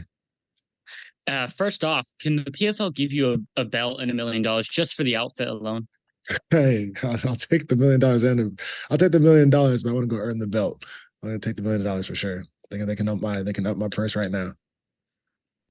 And getting to the fight, man, was getting to the PFL playoffs on your 2023 bingo card from going to the Challenger Series in March, going on short notice, and now you're in a semifinal, and it's for all the marbles, right? Talk to me about what this year has been like for you. Yeah, for sure. The second I signed PFL, I said challenger to champion, right? I knew I was going to fight in the Challenger Series, and that was my only focus. Whether I was a showcase fighter or whatever, it didn't matter. When I fought in Atlanta, and there was a lot of, you got to get this clinch. You have to get this clinch. You know, this clinch. You get this spot. You finish this fight. You go in that side. I'm not worried about it. I'm going to go do my job, and I'll get it, right? So, you know, to be here in the semifinal, to go claim this victory Friday, to go get the title at the end of the year, yeah, it was always on my list. I expected it myself. You know, like my pastor always tells me, it's like, you know, expect a battle, expect a victory, but never expect a victory without a battle. And that's one thing like I really meditated on. And I know that like these guys are solid fighters. Martin solid. Corey Hendricks was a great fighter that I fought. It was very it was an honor to fight him. Osama in the challenger and Tim Kerr in the last one stepped up when, you know, like everything was shaken up. And I just always believed that this is where I'm going to be. I'm going to put in the work in, whether I had a fight or no fight, 6, 7 months, 8 months without a fight, sick with staff, it didn't matter. I was always training. I didn't care when or where it would be. I just know that when my name's called, I'd be ready. So to be here, definitely on the bingo card, it is written in, and man, like I'm enjoying each moment of the day. This interview, being around people at the PFL, it's just my teammates, my training partners, like I'm loving life. So for sure. And talk to me about the Hamlet matchup, man. Yeah, just where do you see your advantages and what kind of fight do you expect from him? Yeah, I expect Hamlet to bring it. I expect him, you know, to take from his experience as great coaches, Coach Sal and all these other people that he has around him. He's going to hopefully rely on his coaching, right? And for me, it's going to be that fight where I assert my dominance from the get-go. I'm pushing the pace, moving in the cage, up and down on the ground, right? It doesn't matter where the fight goes. I love to fight, and I've seen that, you know, like my speed works, putting the pressure, and, you know, go break a guy, go claim his victory. And how would the $1 million change your life? You mentioned it before when I said you were the best dressed and you deserve $1 million just for the outfit, but how would that change your life? Man, the $1 million would change my life. It would just like, it'd be encouraging, right? It'd be a way that I can reinvest and work with this company called Live Wealth Group.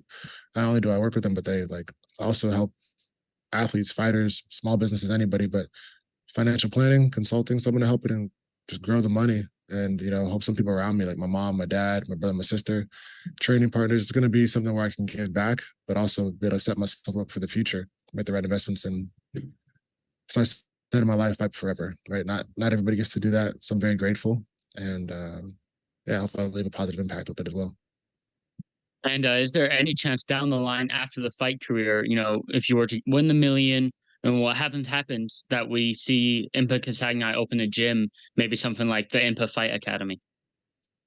I think about it. I think about opening a gym every once in a while. I already have a business called Impa's Refinery, where, you know, I work with fighters, anybody who wants to learn martial arts, and if they just want to train with me in general, I want to help them get better at fighting, understanding fighting. So whether you want to watch film and break it down, whether you want to like work on certain kicks, boxing up and down the ground, blending MMA together from the perspective and, you know, the collective teaching what's been taught to me. But yeah, so I think it could develop into that, or, you know, do like how Cowboy Cerrone did. I really want a ranch one day. I really want my own like full running farm, so operating farm. So maybe I can bring the fighters out there and they can, you know, stop in, hang out, you know, have some good live community, but also help them get ready for their fights and whatever they need to do. So I think it's coming. Well, you're halfway there with the cowboy hat. Good luck. Appreciate you. Thank you. Eddie.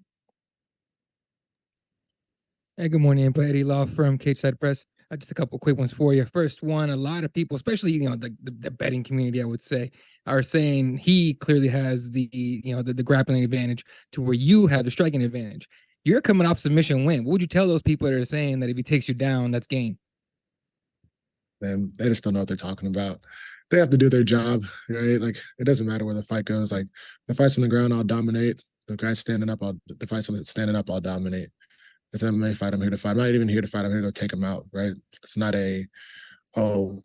let's grapple, let's fight, let's make it a match. No, let's go dominate, claim this victory, move forward. And whether it's on the ground or standing up, they'll see, right? They betted against me before. they have to do their job. Nothing against them. And thank you. They're just smoke and mirrors. We'll see if you're gonna mess up some people's parlays this weekend. Then, another just last one for you. You lean very heavily on your faith, as you can see on all your social medias, and basically how you carry yourself.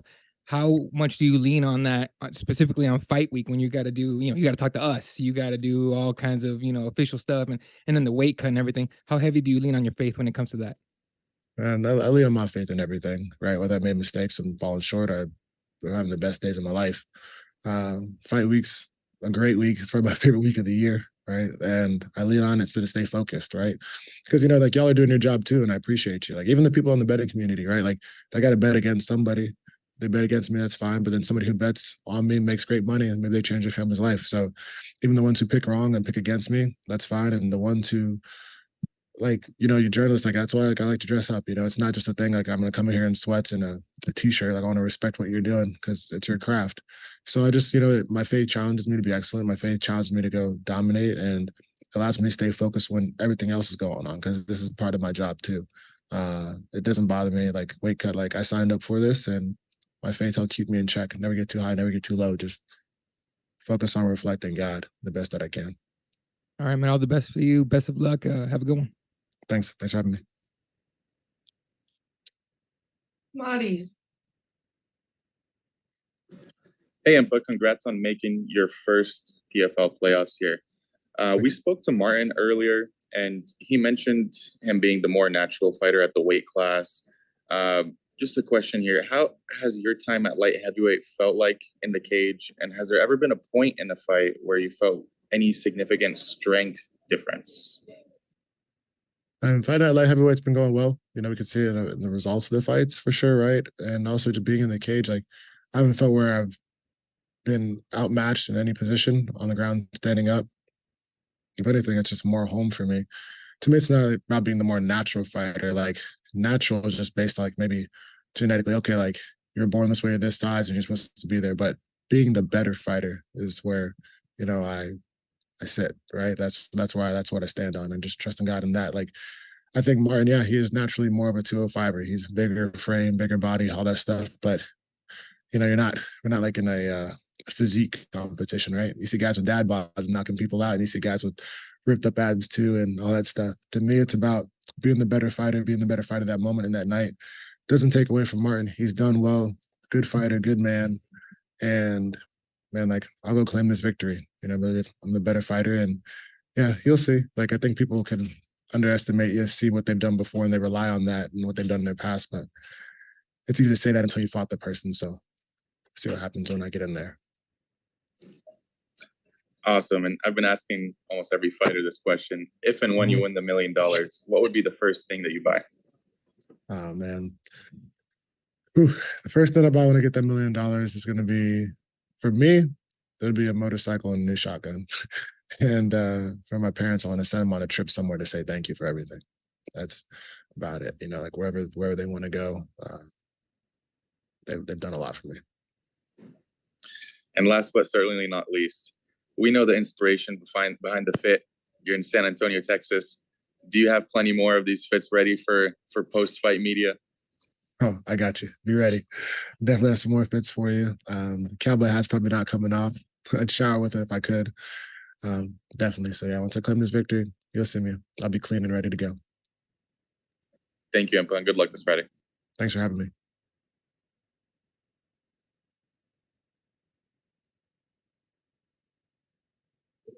Jay Christian. Jay Christian. Salobo, how are you, sir? I'm good. How are you? I'm doing all right. Nice Stetson you got on, man. Thank you, sir. Thank you. No problem. This is Jay Christian Gary at Focus Fights Audio. I just got a couple questions to ask, and obviously you're going to have to go on. But when it comes down to, and I know that this has been referenced before ad nauseum, but when it comes down to your career since the unfortunate 2 losses inside the octagon for the Ultimate Fighting Championship, I mean, would you say that it has been more of a blessing that that you had to go through these losses, or? I'm not gonna say it's a curse, but it's more like 2 learning lessons, so to speak, because you've gone 4-1 since your last fight in the UFC since then. Yeah, man, it's really been a blessing. One of my favorite, I was like talking about my verses, but it's like when you face trials of many kinds, like it builds perseverance and endurance, and you should be full of joy with it. Like I'm grateful because without the Buckley fight, I probably wouldn't have been at Kill Cliff. I remember telling my coach, "Oh, I need partners to beat me up. I need people who can challenge me." But without that Buckley fight, man, I don't know if I would have really made that strong decision. And coming to Kill Cliff has been life changing, personally, as a career. Challenged me to mature more, check myself, work on things that I was struggling with in and out of the gym. The last fight, man, when I was in the UFC, it was something to learn from, right? Like things I could have done better, and man, that's helped me become that much more of a professional fighter and who I am today. If I didn't go through that, man, maybe I wouldn't be able to handle all this right now. So I'm grateful. Yeah, definitely blessings, definitely not a curse. It's just I think you got to look at it through the right lens, and my face shows me that. I mean, it's either that or peaks and valleys, I guess. I mean, we all go through them, but still, though, when it comes down to you winning the $1 million, we all know that you basically said you got all these fantastic plans of wanting to do something for your parents, wanting to basically do something for yourself, wanting to get out on all these majestic trips and stuff like that. But let's just say, if you do end up being the dark horse, beating Marthin Hamlet at his own game, and then beating the winner of Flores versus Konita, Josh Silveira, what would you hope that if you do win the PFL light heavyweight championship and the $1 million purse, that people would get to understand about you? Great question. So, when I go get that title at the end of the year, I want people to not so much know about me, but know about themselves.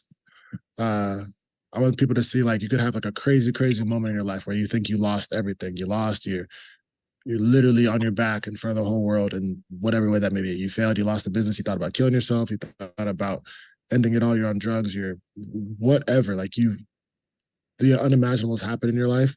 You think nothing else can get better. And if people look at fighters for inspiration, just look at the moment, right? Everybody, like you said, they say, oh, like you said at nausea, you see this knockout, you see this, you see all that. Don't let it define you. Don't let your mistakes and your shame and anything that made you fall short define you. And then when I get that title, let them know that like your best days are ahead. And then when you get that title, don't get too high and mighty and think that's all that you are. Don't think that when I get that title at the end of this year, it doesn't make me better than a person next to me, like character-wise or life-wise. They could be doing a lot better than me, right? And just because you have faith doesn't mean you don't struggle. So I hope that they see that the best days are ahead, and God's gonna take you glory to glory. But sometimes you have to go through those trials and different things. So however that relates to you, whoever's watching this, however, if you're reading this, whatever it is, just understand that today could be your darkest day, and tomorrow could be the start of your best moments of your life. But when those challenging days come, don't let them define you. When you get those titles too, don't let them make you have a bigger head, but just pay it forward, help somebody else become a champion too. And that's what I want them to know. If they think I'm a great fighter, great. If they think I'm a terrible fighter, that's on them. But I just look at it as something as, man, I'm grateful for where I am. I'll claim this victory this Friday. I'll claim this victory at the end of the year. And if they can use that as something for them to realize, like, man, if this guy can go through this, they can go through anything as well, and maybe it'll help their lives and the people that they love. Wow. That's deep, man. And I guess that would disqualify me from asking what's the meaning behind the Shalobo nickname, but I guess we pretty much got our answer behind that, or at least part of it, huh? Part of it, yeah. Part of it, I guess, right? Yeah, my dad gave it to me. I needed a fight before my first amateur fight. I needed a nickname before my first amateur fight. It comes from my culture, and it means mighty warrior under God. And in Bantu culture, when the warriors would fight, the top warrior get the name Chilobo. So that's what I'm here to do, become a top warrior. I see. But other than that, man, it's been fun seeing your swag. It's been fun hearing your story. All I gotta say is best of skill, Shalobo, and may you stay blessed, brother. God bless you too, my man. No problem. All right, Impa, thank you so much for your time today. Thanks, guys. We're just Appreciate gonna you. go right next door.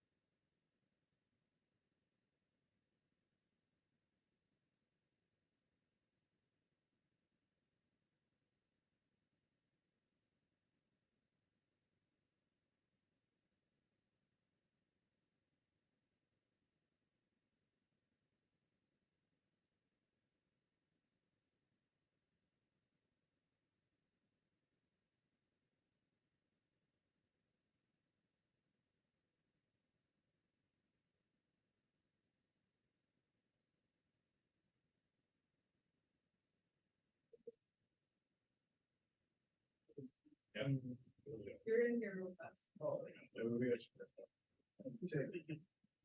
yeah, that's right. That's right. I remember this.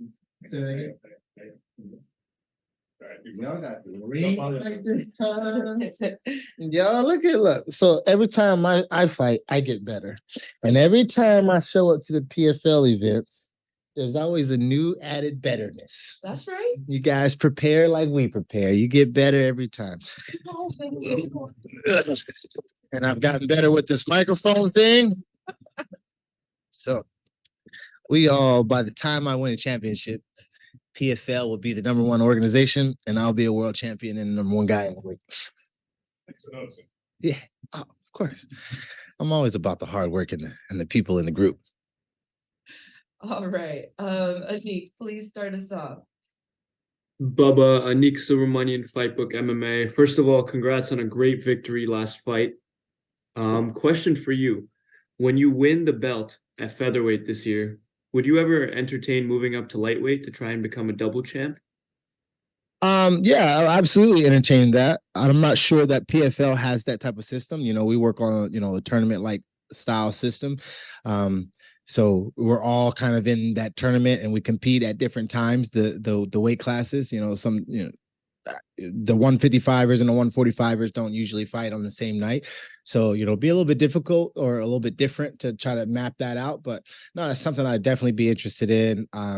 Not for anything other than history and legacy. Not to say I can beat the Canadian guy.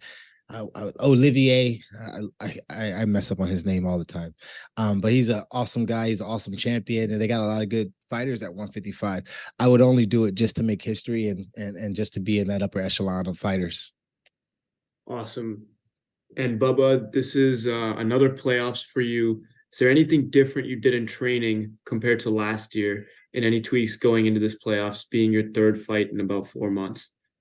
I would say that I came back quicker. Last year, I probably took 1 or 2 more days off in between practices and in between trainings. I would say this year I probably trained a little bit more. I never lost my abs, never lost sight of the championship. It's been 249 days since I took that loss to Loughnane, and I'm truly after that correction. It's sad, a little bittersweet that he's not here, for me to get that lick back, because I definitely want to beat the man that beat me to win the championship. To be the man, you got to beat the man, right? But I'm very happy with where I am. I'm very happy being the #1 seed. I would have been the #1 seed regardless of the knockout that Pinedo had, and I'm just going to go in and show why men lie, women lie, numbers don't. Damn, that was terrible. Awesome, champ. Best of luck and excited to see you compete. Thank you. Patrick. Hey, Bubba, this is Penn McCord from Combat Sports K. How you doing today? I'm very well. What's up? Not much, man. Talk to me about the last fight. You ran through Sungbin Joe. You were meant to have that fight a year and a half ago. How good did it feel to finally have that fight and put that to bed? No, it was really good. Like you said, I've been preparing for Sungbin Joe. I've actually had 2 camps for Sungbin Joe. The last time he got the last time we were supposed to fight, he got injured like 7 to 8 days, like a week out, something like that, something very short.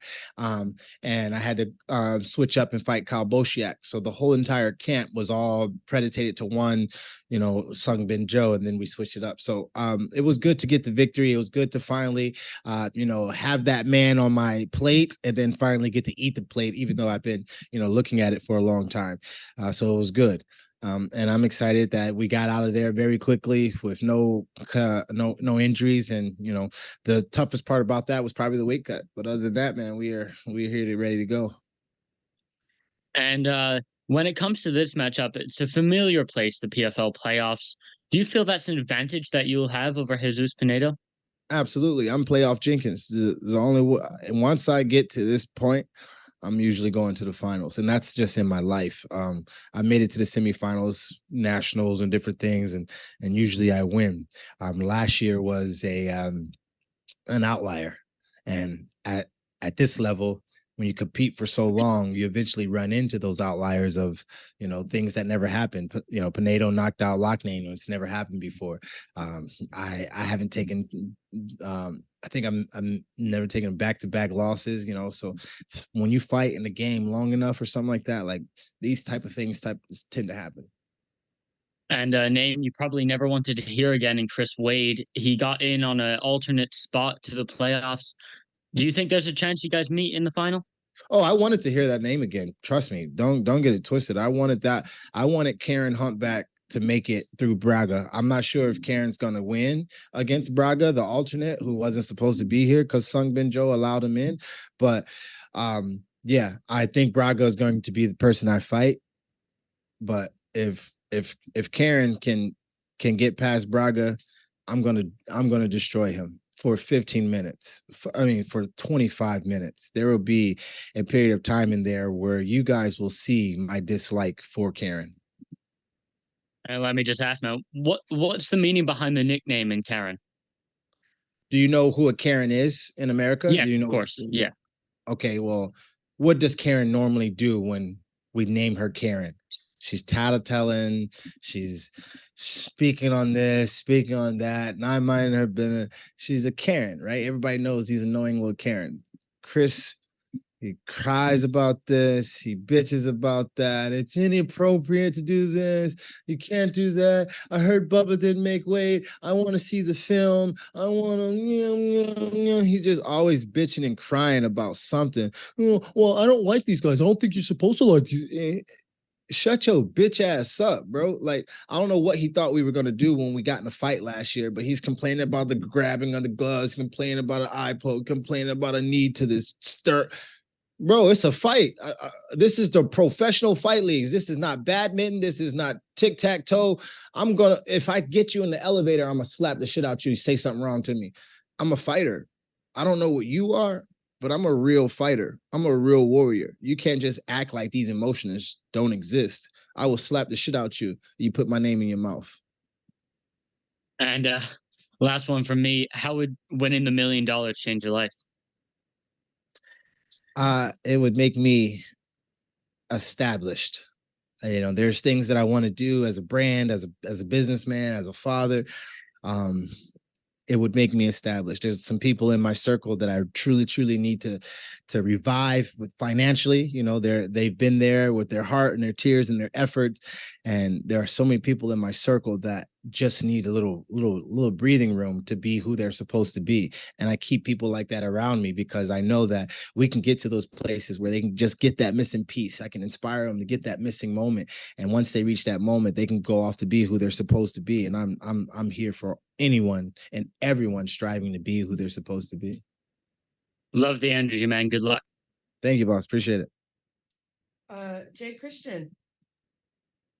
Man, I didn't think it would be hard enough to basically get past what Impa Kasanganay done for this presser. But man, Bubba, you really lit up the room with that one.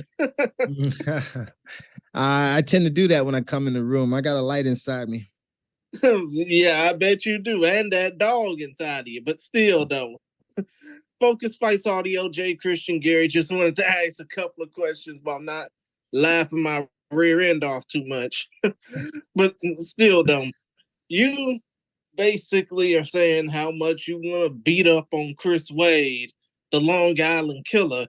But let's not look past the fact that you got the big hermano El Mudo, Jesus Pinedo, coming up this weekend. Have you done any tape searching? Have you done any tape study into this man? No, I didn't do any studying. I was there.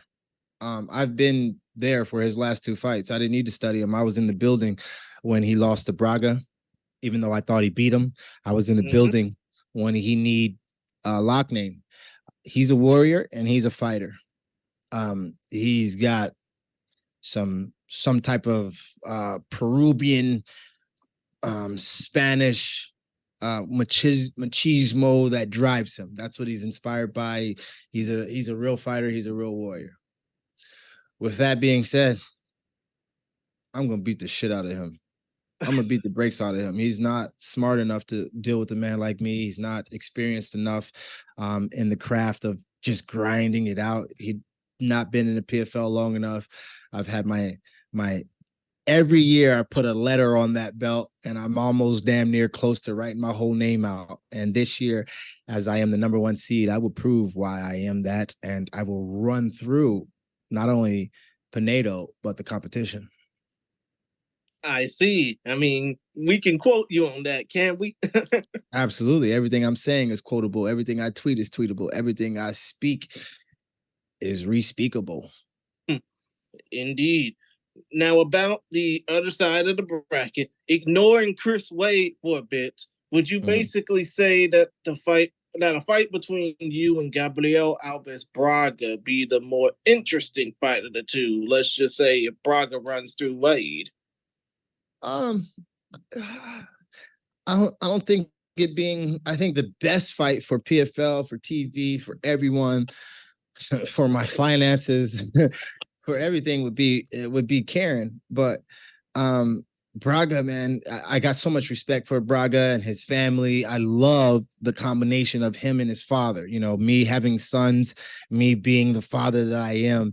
When I see a father-son duo and combination, man, I got a serious warm and soft spot in my heart for that. So I'm rooting for Braga all the time. So to see him on the opposite side against Karen, it's like, damn, you know, of course I want to root for Braga because it's against Karen, but I really need Humpback to get that job done and come see me. I need Karen Humpback to be in the finals so that we can speak about this whole Destiny thing that he keeps speaking about. I don't think Destiny texts him at all, but she's gonna have to call me too. Wow. Humpback Karen. The reason why I don't think Destiny called him, honestly, this is gonna be the reason why I don't think Destiny called him, because I think that's the last time. This is the last weight cut. This is the last handshake. This is the last time I'm gonna have to wait on Wade. Wade ain't gonna make it out this weekend. He's been in the PFL for a million years. We almost didn't bring him back this year. This is Wade's last trip. Let's get our pictures in and shake our hands with Chris Wade, and then wish him farewell to go fight in some Arena League, because this is his last trip. As long as I'm in the PFL, he'll never sniff that belt. I mean, come to think of it, if you have it your way, he probably fighting the Team Combat League or something. If I had it my way, he would live in Las Vegas and we'd fight every Tuesday. Wow. But still, though, one more question and I'm out of it. But still, though, one more question. When it comes down to you winning the $1 million, obviously, quotes aside, tweets aside, all that stuff aside, what would you hope that the fans get to understand about you than they forgot to understand in Bellator, the RFA, or ACB, or even Brave CF, where you last won a world title? I'm a bad man. That's it. They're going to know that I'm a bad man. Damn soon. No. When I win that championship, I'm changing that from damn soon no to what I'm going to say that night. And I've been preparing this. I've been preparing this speech for 2 years. This one means more to me than anything. This speech, this quote, this talk. When I get to that championship, And it's only speaking of win because I'm so determined. I'm so focused. I'm so locked in. I'm not overlooking anyone. I'm just looking through people. I'm not jumping over anyone or going around anything. I'm going through it this year. And that's why I say what I say. Them soon know. Them soon know. And pretty soon they will know. But Yes, still, sir. though. Thank you, buddy. No problem. Best of skill, bad man. Yes, sir. Ronald. Hey, how you doing, Bubba? Wonderful. What's up? Good, good. So I'm here with the San Antonio Express News, and I just kind of wanted to ask, so how excited are you to fight in the state of Texas and San Antonio? I'm excited, man. Texas has had a lot of wonderful history when it comes to sports and just history in general. Texas always does it big. I didn't expect it to be Miami humid out here, but it is a beautiful place. The atmosphere, you can feel the city, is lively. Everyone's walking around doing something. It's a happening town. So I'm excited to see what the crowd end up, as they sit in the stands and get into their position to see what it looks like for the main event. Because I'm walking out and I'm gonna bring that energy. And so what type of show are you expecting to put on for the San Antonio fight fans? Because there are a lot of people in this area that love fight culture. Yeah, I plan on put on the most exciting show out. I mean, this weekend is my weekend. It's Batman Tings. PFL finally got it right, making me the main event. And I plan on putting a cherry on top of that cake. All right, well, I appreciate you both. All right, thank you. All right, Marty, last question for us. Bubba, back in the playoffs, what improvements have you seen in your game year over year? My mentality. I've always been strong between the years. Last year, I felt like I lost the championship due to a lack of focus. There was a groin strike where I just felt like had I stayed focused, had I stayed locked in, I could have turned the fight or made it continuously go in my direction. And things didn't go my way. And I felt like it was a lot to do with the things between my ears, nothing physically. Obviously, my leg got kicked on and there were some techniques that I could have done differently, but I didn't feel like I was out of that fight physically. I felt like I had lost the fight mentally. So that is my focus this year, staying locked in. Find one course until success, and that is what focus is to me. Gotcha. And the rivalry between you and Chris Wade is one of the most, if not the most polarizing rivalry in the organization has seen to date. If the table is set in the finals, give us a preview of what you expect to happen in that cage. First of all, I gave y'all this rivalry, and I'm allowing you guys to use the word rivalry because it is 1-1. But in my perspective, rivalries come from an equal matchup. This guy and that guy have very similar backgrounds and a lot of things to make them a rival. It's a give and take.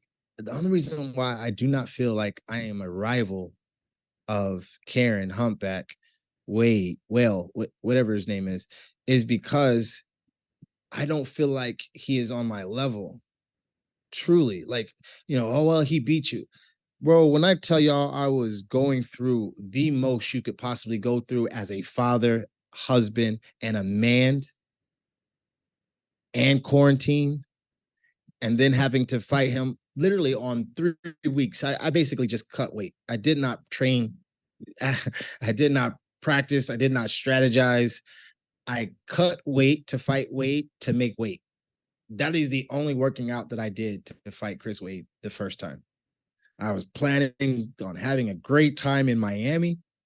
I had all these other things planned, and the preparation and the mindset and the focus was so, bro, I will never be that person again. Never show up. I lost that fight before I even got on the plane to come to Miami, to come to Florida. So when we go deep and diving into this rivalry, I understand it's 1-1 and y'all love it. I love it. I sold it. I've given it to you. He ain't selling this fight. I'm selling this fight. I'm selling the fact that he's Karen, he's Humpback. We did this, we did that. And I'm after his head because I was praying when he gloated in front of me and boasted in front of me. I was praying after I had been defeated, with blood coming out of my face, with a depression that was deeper than most people can actually understand, while my children were being taken from me after always being with them during a fight camp. You don't understand the person that I was going into that fight. And for him to do what he did, how he did it, and then gloat in my face about it, I'm going to bully him out of the league. I'm going to bully him online. I'm going to bully him. Karen Humpback has got nothing on me in any type of way, shape, or form. And the only reason why it's a rivalry, and the only reason why it's 1-1 is because I allowed it to be that way. I pray we see him in the finals, and I show you guys the difference between me and Chris Wade.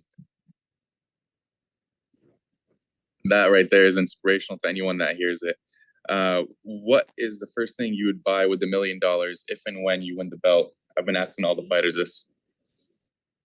I need a hot tub. I need a crib with a hot tub, bro. Like, my weight cuts would go so much easier if I just had, at the end of the day, a nice little glass of wine sitting in a hot tub relaxing. So I'm in a nice, beautiful, beautiful high-rise penthouse in Vegas. But I think I'm gonna have to get a house. I think I need a house with a pool and a backyard, my dog, my babies, and a hot tub. So it's going to be upgrade my living situation to having a hot tub, so that when I come back to defend the title, the weight cuts are much easier. Bubba, you're one of the best on the mic. Can you hit us with your signature bad man tings before we let you go? Bad man tings, all 2023. Appreciate you, Bubba. Thank you, and good luck this Friday. Thank you, guys. All right, Bubba. Thank you, Batman. Oh, nap time. Nap time. Yep. I was starting it when you text me. That's why I said I needed it, because I was like, you're like, hey, 20 minutes. I'm like, oh, well, I'm there. I would have been calling me at 2:30 and never would have got there. I was about to say, don't make me call Mama Batman. Yeah, she would have got me. You know what time to call me anyway. Thank you. Thank you, man. All right. Thank you, Bob. Yes. It's gonna have to go, so I'm cutting. What do you do? We're done. Well, he's next door, but I guess we're in. All right, guys. I do sincerely apologize, but unfortunately, Jesus is not going to be able to make it today. Had some travel situation going on, so I do apologize for that. So this will conclude PFL San Antonio Media Day. I really appreciate all of your questions and sticking with us the last couple hours. We will see you guys in 2 weeks for the New York Media Day. Thanks again. Thanks, Tony. Thanks, you, Tony. Thank you, guys. It was a pleasure. This has been fun. Recording Thank you. stopped.